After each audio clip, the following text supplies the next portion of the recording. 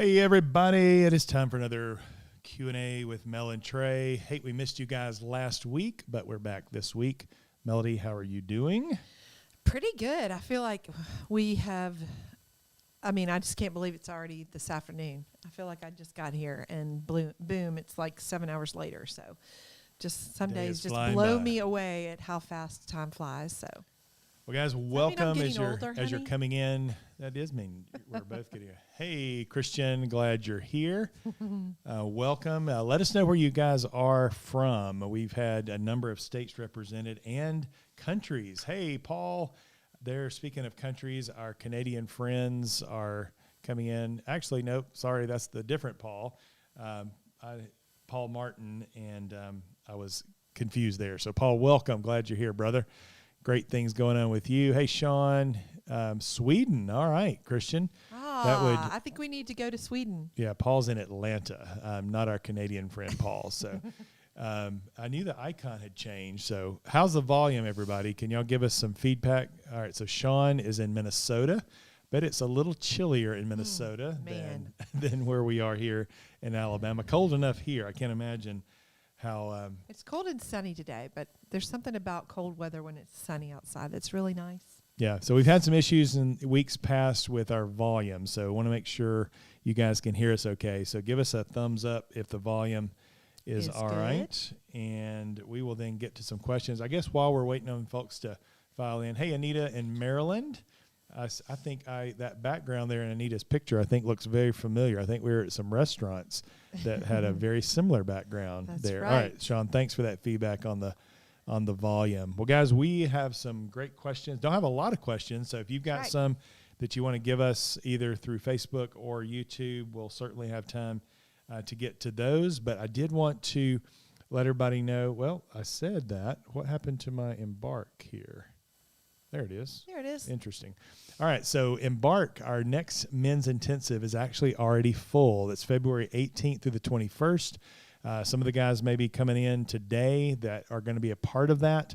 But our next one will be April the 29th through May the 2nd. So if you or somebody you know, a male, is looking for a deep dive into those root issues that drive our unwanted behavior, unwanted sexual behavior, certainly check out Embark. You can go to undoneredone.com/embark. It is a therapeutic deep dive into those root issues and also a lot of experiential work.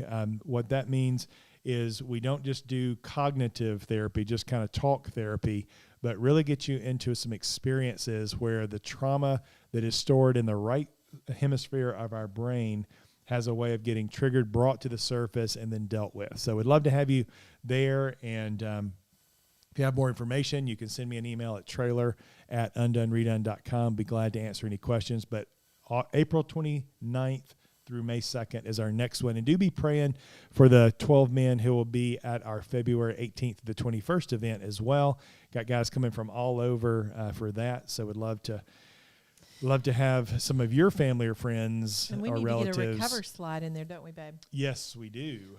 Also, social media, do connect with us there. Facebook, Instagram, and Twitter are the three primary places where we hang out. We are on LinkedIn as well, and would love to connect with you on those. And then also subscribe on our YouTube channel. Some of you are listening to this live on YouTube. Make sure you subscribe, but also hit the little bell. What that means is every time we go live, every time we put up a new video, you're going to be notified of that. And we are growing that subscriber list. Hey, Richard, glad you're here, brother. Our friend from down in Columbus, Georgia. Glad you're joining us. He is the king of live streaming. He's done a great job with his ministry down there. And definitely check out what Richard's got going if you are on Facebook. But yeah, do connect with us there on YouTube. We'd love to have you join us there. Also, if you are a lady who is interested in small group coaching, it's basically an inner circle of 10 or less women that are together for a period of 10 weeks. You can go to undoneredone.com/recover. We'll put a slide in here for next week, but that is, registration is closed right now, but you can actually, it's closed as far as you can't sign up for it. because we're in process right now. But you can go in and sign up for the next group, which will start in April, the first week of April, and go through June. And basically, we have 3 different group coaching that we do, and then we do a retreat at the end. So it's just an exciting time for women really to not only have that small inner circle group, but really have access to Heather, who is my colleague here and as a peer recovery coach, and myself for 10 weeks. And we basically talk every day. We do a 90-minute call once a week, and we really walk through the curriculum that helps you not only kind of strategically move through your process toward healing, but also have the encouragement and the support and all the things needed to really heal on this path of restoration. Yeah, so betrayal trauma is something where it's easy to get stuck. And Melody and Heather do a great job of helping ladies kind of traverse that kind of terrain that's really unknown. Emotions are coming out of left field, and just really processing through that in community with other women who are going through the same thing. So what was the URL again, Melody? UndoneRedone.com/recover. That's All right. First group coaching. Well, let's get to some questions, shall we? Our email address, if you want to send some in, I do think we have time. If you don't want to put it here in the live chat, you can actually email us, ask@undoneredone.com. I'm going to pull up my email right now so that I can have that available. So looks like no new ones since I printed these out. So all right, so the first question, and this question is going to be anonymous. Stamp. Yes, thank you. You are Brownie points. Brownie points for that. All right. Over the weekend, my husband really withdrew from me. He stopped talking with me on Friday. First few days, he was short with me and would answer in 1 or 2 words, so I left him alone. Now it spilled into this week, and while he's not so short with me, he's still not talking. Just answering reluctantly when I ask if there's anything I can do to support him or if he wants to talk. He even responded last night with, "You're this close to pushing it. Leave it alone." His silence and withdrawing has really been triggering to me. I realized that growing up when my parents were angry, disappointed, upset with me, they were silent. It was a punishment, and I'd walk on eggshells until they either talked with me about it or just moved on. Now I'm having a hard time discerning when silence is a trigger for me to deal with. For all I know, his stress and silence is work-related. Who knows? And when it's a signal that something is off and my intuition, the Holy Spirit is saying, beware. I hate sliding into detective mode and feeling insecure. I know much of that is within my control as far as how I respond or feel internally, just not sure how to know the difference. Is there value in just staying steady until he's ready to talk about whatever is obviously bothering him? So, Melody, I want to let you start with that one. Yeah, I want to talk about a number of things. One, we can be very stressed in our work or relationships, extended family, and things like that. But when we crawl into our heads and we begin to silence those people around us, that's really not okay. What that could look like is I'm really stressed, I've got some things going on, and I really need to process those, and just wanted to let you know that this is not about you.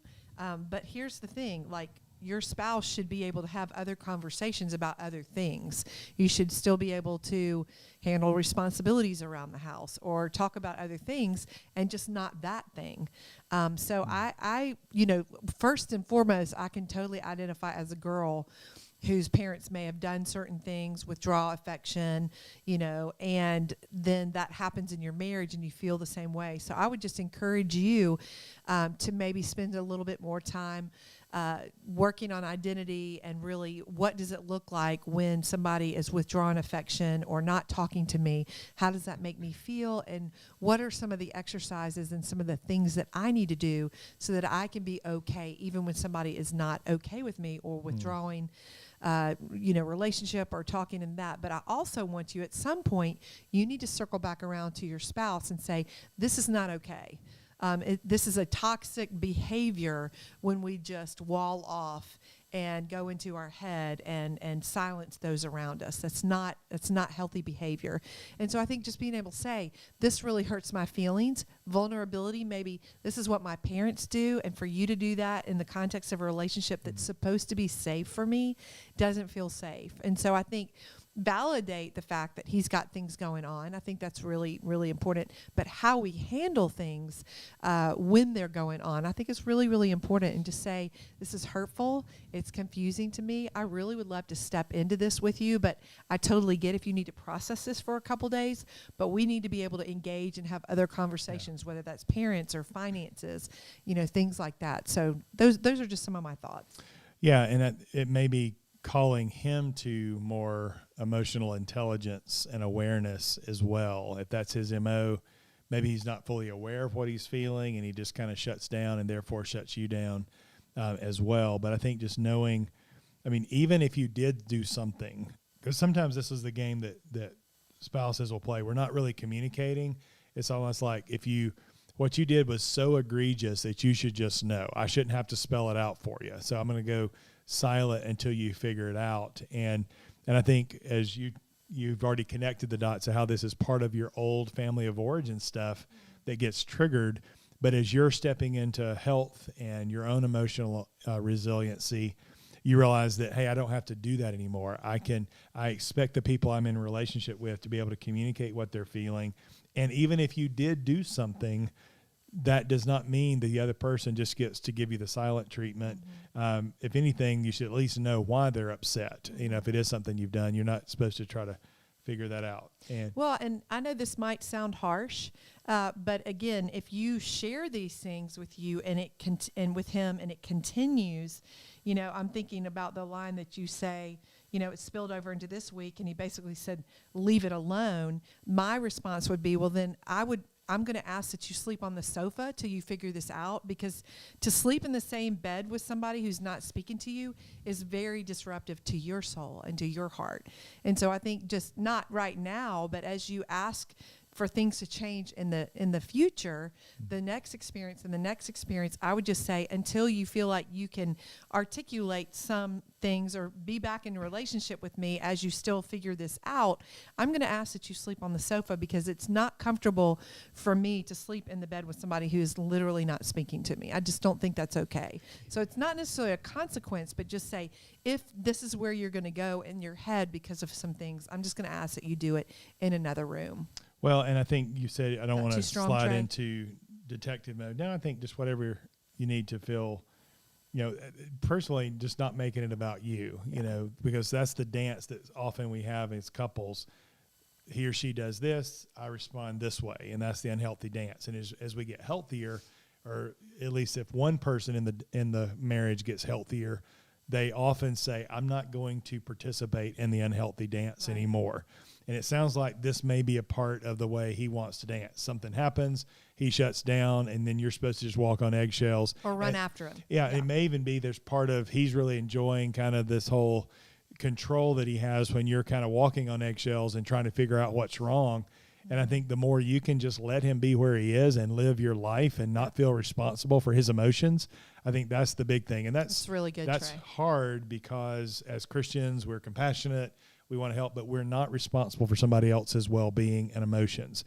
And if they're expecting us to do certain things to come through for them, to cheer us up or whatever, or to read their mind as to why they're upset, that's unhealthy. And what Melody's saying, whether you're sleeping in the same room or not, but bottom line is, I am not going to participate in this. You can do this all you want, but I'm not going to dance that way. Well, and the lie sometimes is, wait, I'm disconnecting from my husband. That's not okay. And actually, you're just disengaging from that unhealthy behavior. And so if you can look at it that way, I'm not going to engage. I'm not going to run after him. I'm not going to pursue him. You could say, I'm sorry, that sounds really hard. Want to validate that you're feeling that way, but I'd really like to do relationship with you, even as you're processing this outside of our time together. But to, again, completely wall off and to silence and all that almost makes it feel like it's about you, even though it's not. And sometimes when we do this in relationships, whether it be a husband and wife or just in other relationships, the person who's silent, they're expecting a certain response. And if and maybe when you're doing a healthy response and you're enjoying your life and you're still doing things with the kids and still moving on with your life and you're not moping around with them, or you're no longer wringing your hands trying to figure out what's wrong, they may get more angry, or they may get more volatile in some ways, because they're doing what they do and they're expecting you to do what you have historically done. And when you don't play your role, they can get upset, right? And that may be what it takes to bring it to the surface and say, hey, why are you upset? What expectation did you have that I was supposed to be doing? I've been trying to communicate. You made it clear you didn't want to communicate, but I'm not going to put my life on hold while you figure all this out. I'm not playing that game anymore. So anyway, just keep doing your work. We've got actually, I just realized we got some Embark alum in here. So welcome, guys. Got some facilitators in here. It's good to see some folks who've connected in this area. So Aaron, hello. Glad you're here, man. It's good to see your smiling face there in the avatar of your YouTube. What would that be? The YouTube avatar. So, all right, let's go to another question. Timestamp. All right, this one is this is in response to one of our podcasts, one of our early podcasts called The Five Truths Every Woman Should Know When They Discover Their Spouse's Sexual Sin. And speaking of podcasts, we have yet to put, it's February, and we have yet to put up a podcast here in 2021. Season 9 keeps getting put on hold. It is not for lack of trying. We've got some things in the queue. It's just been one of those things. We just haven't got to it. So I apologize for those. You're going to do an intro, outro right after this. That's our plan. Pop out next week. So for those of you who are all caught up in all 244 episodes, we apologize that you have not gotten anything new to listen to in a while. So this is a response to a early podcast back when they had the real slow ditty intro music. It's always refreshing, easy listening. The 5 truths every woman should know when they discover their spouse's sexual sin. So that was a podcast I think you did with Becky Whitson, who is a female CSAT. So here is the response. I'm struggling with the statement you made that there was nothing a wife could have done differently that would have prevented the betrayal. My husband had a sexual affair with his boss for over a year. I met her numerous times socially and felt humiliated in addition to the betrayal.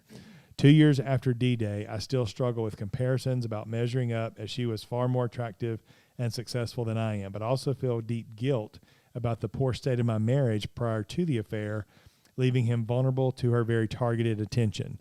We both were to blame for our disconnect for several reasons, but he tried to reach out to me for connection, and I only heard complaint and accusation and never really saw his pain, nor did he see mine. We were disconnected, resentful, and bitter toward each other, and that grew over several years. I'd given up trying and resigned to live that way indefinitely.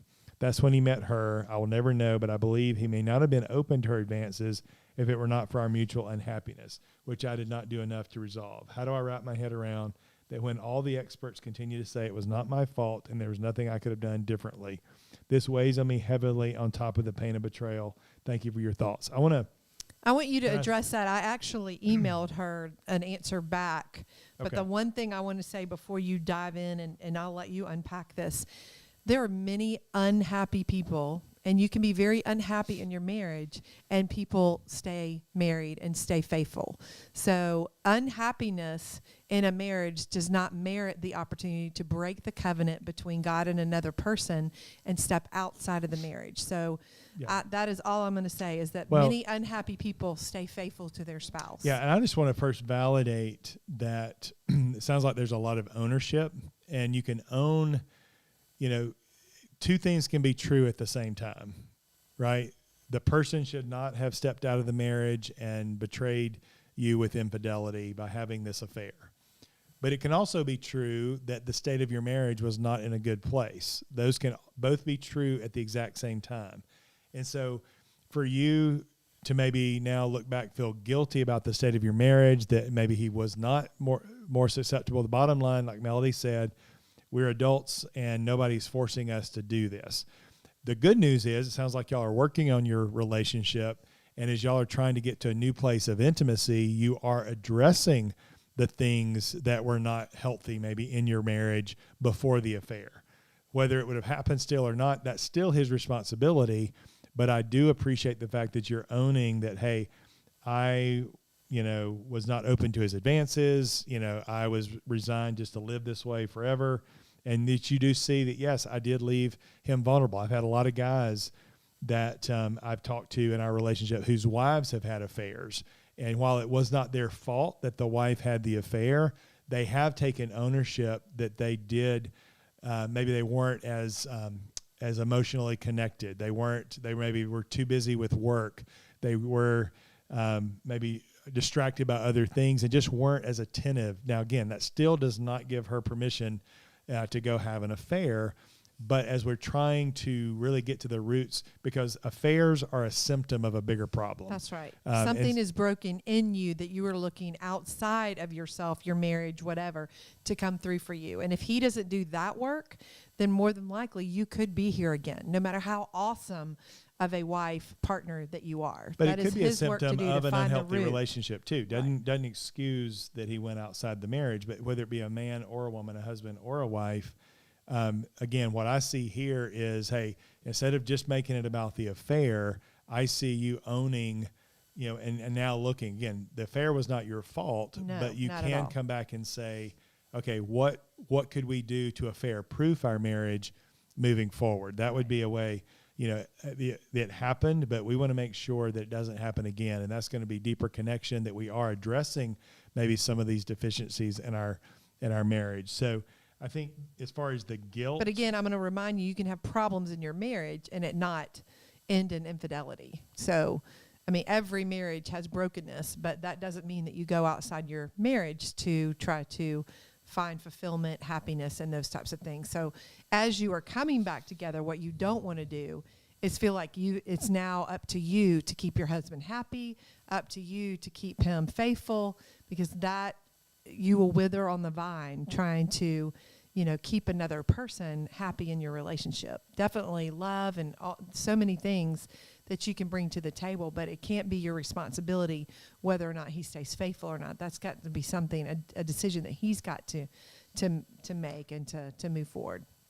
All right, guys, we do have some time. If y'all have got a question you want to send in from either Facebook or YouTube, please do that. So these are, I think, same person, two different questions, and I'm not sure if you email this person back or not. We'll go ahead and do it here on the live stream. Okay. Let's see. All right, so Melody, this is for you. How did your family respond the first time around after hearing of what Trey did to you and after you got back together?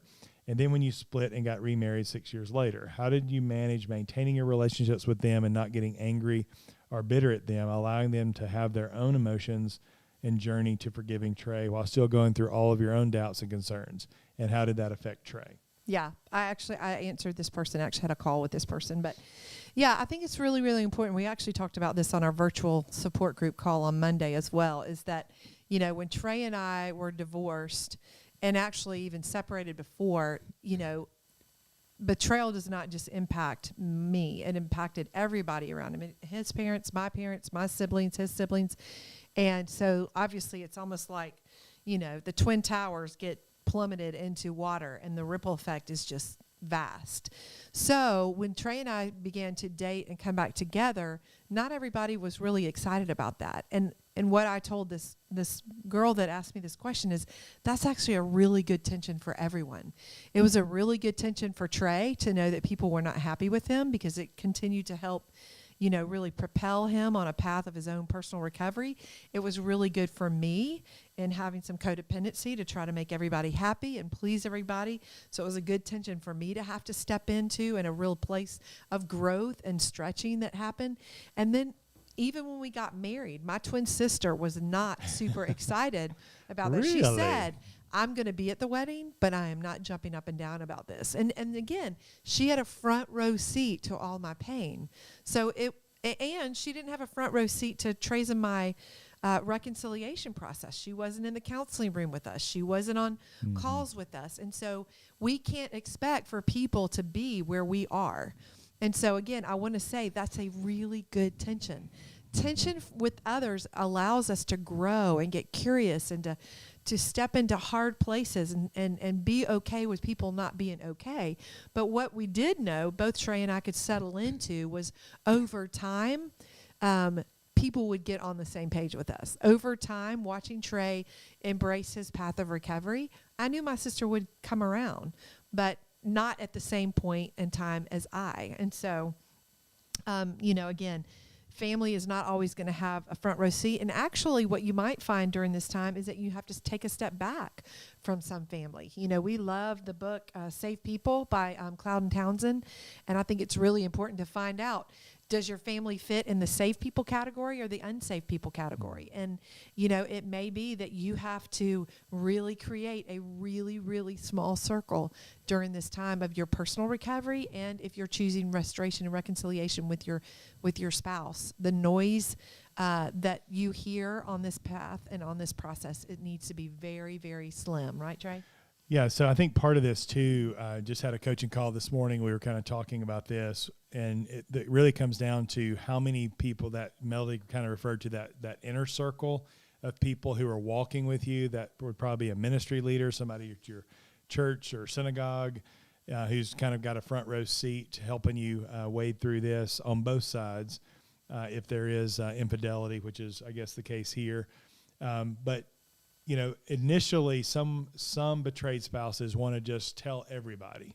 And I think part of that may be motivated because we're not ourselves. And if everybody knows, then it makes people more understandable as to why maybe I'm a little off, or I'm a little irritable, or whatever it might be. So it's maybe easier if everybody just knows. And so they go scorched earth maybe, and everybody knows. But the problem with that is when things maybe start getting better, which we hope that it does, and you start getting to this new normal, that, as Melody said, all those people who kind of know all the, maybe the gory details, they don't have a front row seat of the healing journey. And so it's exhausting too to feel like you've got to bring everybody up to speed. You don't owe that to them. And so I think with our family, sometimes our families, especially our parents who love us, they want to protect us. You know, they go into mama bear and papa bear mode, and they want to protect when their son or daughter's hurting. But I think sometimes we may have to set boundaries, and that may look like, hey, mom and dad, I'm letting you know this, but I'm not asking for your input or advice. We've got therapists for that. We've got ministry leaders who are walking with us. We've got the people in place who are walking with us through that. Y'all just pray for us, and pray for me, pray for my spouse, whatever that might look like. And so you can let them know, but you're making it very clear that you don't need them weighing in on every little thing. And you also aren't asking them to agree with everything that you're doing. Part of that is trusting your healing journey, that you're not just jumping in too quickly. And so there's a second part. It's kind of a similar question, but this, as it relates to friends, that was more family. So I'll voice this one too. She said, also, how did you manage your friendships without pushing out those who maybe didn't agree with your decision to stay with Trey? I find myself wanting to isolate from close friends just because they don't agree with everything I'm doing, even though they aren't telling me or pressing their opinions on me.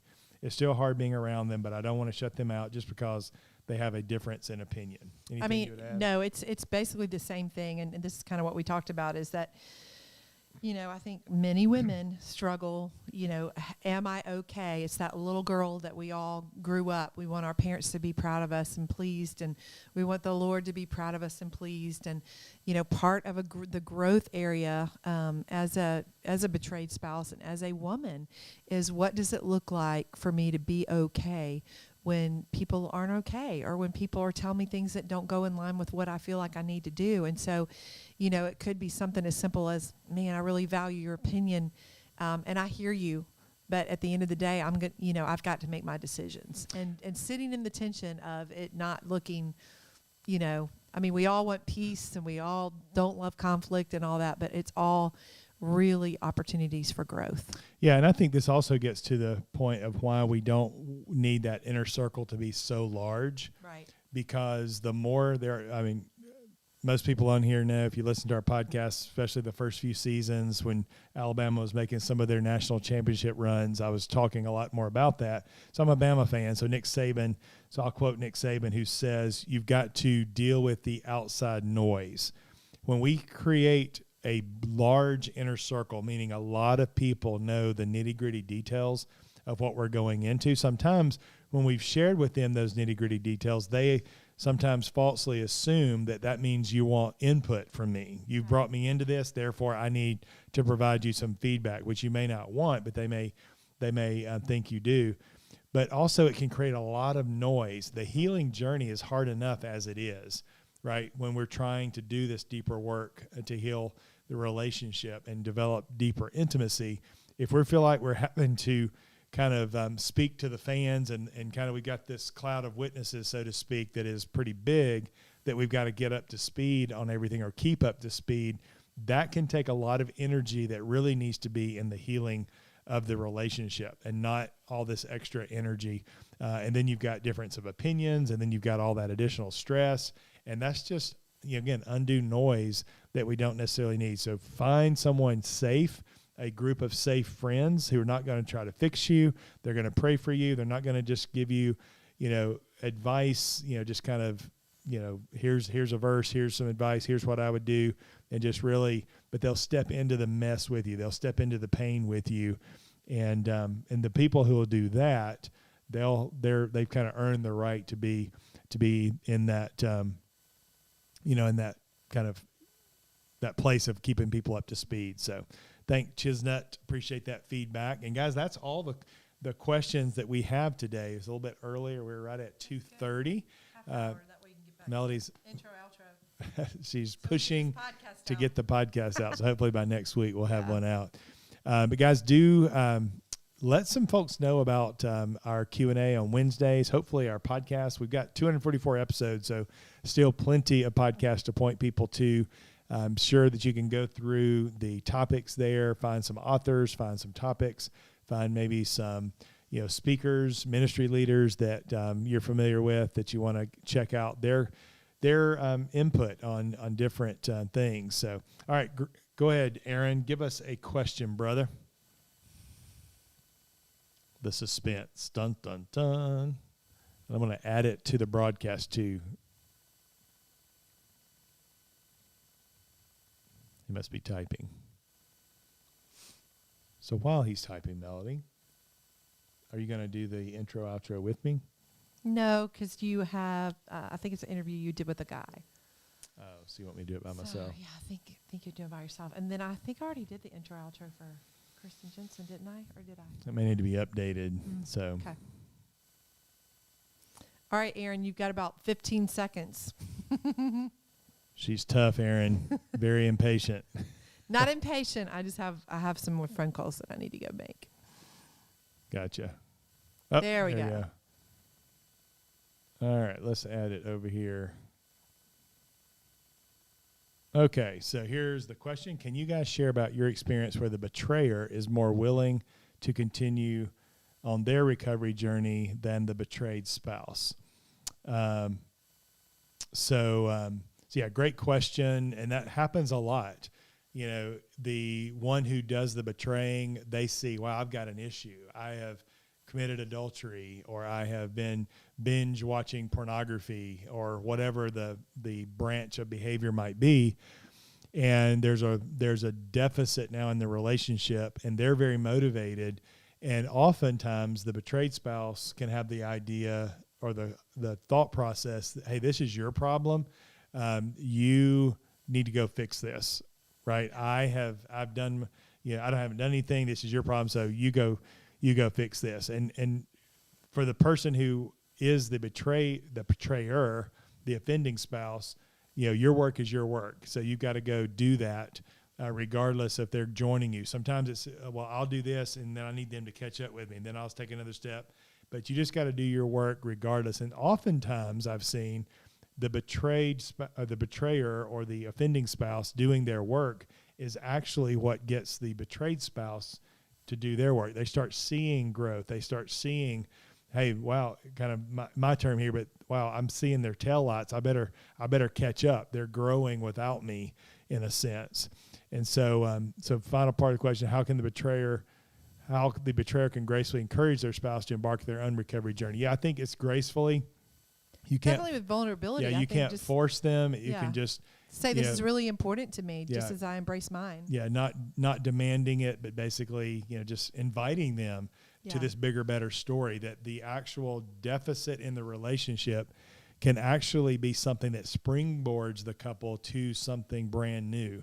That's the beautiful. What we found as you continue your path, it could create more tension if she doesn't do her work. Like, she might be jealous of your going to group. She might be jealous of the community that you have or whatever, and just reminding her you actually have the same community and the same resources that I do within this organization, and just maybe point her to Undone, Redone, and click on the women, and there's virtual support group, there's group coaching, there's a course in community, lots of things, tons of podcasts for her to listen to about betrayal.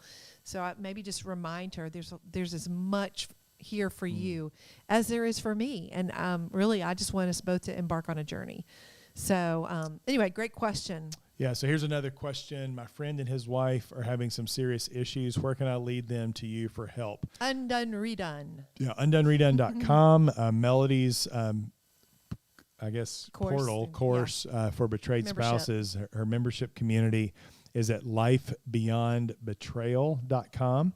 If it's a spouse looking for help, route1520.com is for a guy struggling. But all those links are going to be at undoneredone.com. And go ahead. I'm going to give you our email addresses as well. Melody, MELODY, at undoneredone.com, and Traylor, TRAYLOR, at undoneredone.com. And we'd be glad to help them and get them plugged into the various resources. Melody does group coaching. She has the online community. I have weekly groups. Melody has a weekly group for ladies. We do coaching, Melody with group coaching, me with individual coaching. We do couples intensives. We have intensives, like I mentioned earlier, for men called Embark, for those guys wanting to do a deep dive. So a lot available and also our podcast, just a lot of free resources there with our podcast at Undone Redone. You can find that on pretty much everywhere you can find a podcast. You should be able to find the Undone Redone podcast. So great question. Thanks for being here. Is that Emilios, Emilios, something like that? All right, guys. Well, thank you all for tuning in and for being here with us. Again, just working hard to get our new season of the Undone Redone podcast out, season 9. Hard to believe. We're going into our 9th year. This month is 9 years. We started in February of 2013. So would that be 7 years? 7, it'd be 8 years, but our 9th season. So we're starting in, 8 years this month since we started the podcast. Hard to believe. So guys, we love you guys, and look forward to meeting some of you in person if we haven't already met you in person, and do encourage you to check us out at undoneredone.com. Thanks for tuning in. Talk to you soon.